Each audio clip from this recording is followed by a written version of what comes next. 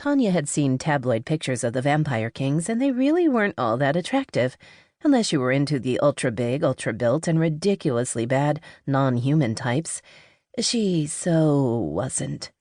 The whole choosing ceremony was outdated to the point of being downright sexist. Yet, every 100 years, all of the eligible women would assemble to be chosen. A queen for each of the kings. The worst part was that vampires and humans never mixed, so there was very little known about them.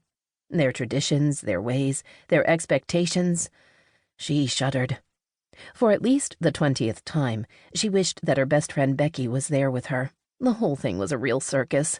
Tanya hadn't realized how many women there were in Sweetwater between the ages of 21 and 30. Aside from age, there had been a long list of requirements, everything from weight and height to a clean medical exam.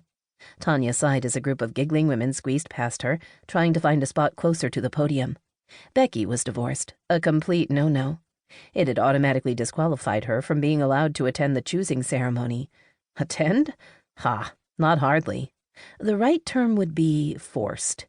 If all aspects of the criteria were met, it was mandatory to be here. For whatever reason, the human justice system went along with this whole farce once a century. Only those wanting a fast track to jail failed to show up. What scared her the most, though, was the thought of how many of these women were actually hoping to be chosen today. Vampire Queen? Tanya cringed at the thought. For once, she was thankful for being a little curvy. Most men were into wafer-thin model types, so she would be safe. The whole courtyard vibrated with an excited hum. The two kings were royalty, but they were also vampires. They drank blood, for heaven's sake. Had these women lost their freaking minds? It was early afternoon, yet you wouldn't guess it from the way some of them were dressed. Little back numbers, low-cut tops, sequins, and jewelry were the order of the day. The amount of skin on display was obscene. Tanya did a double-take as one of the ladies walked by. She was wearing a sheer dress without underwear. Her lady bits on display for all and sundry.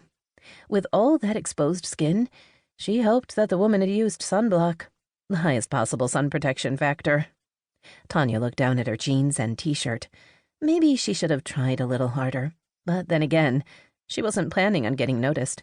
She had a life to get back to. It wasn't much, but she had her little bookstore. Some might consider it to be boring, but she liked it just fine. She'd owned the book corner for 2 years now. Reading had always been a major passion, that and coffee. It had been her ultimate dream to own a little coffee shop on the side. That way potential customers could browse through purchases while enjoying a cappuccino and maybe a little pastry. So far, she was way behind on those goals. She was supposed to have had half the money she needed already saved in order to do the required renovations.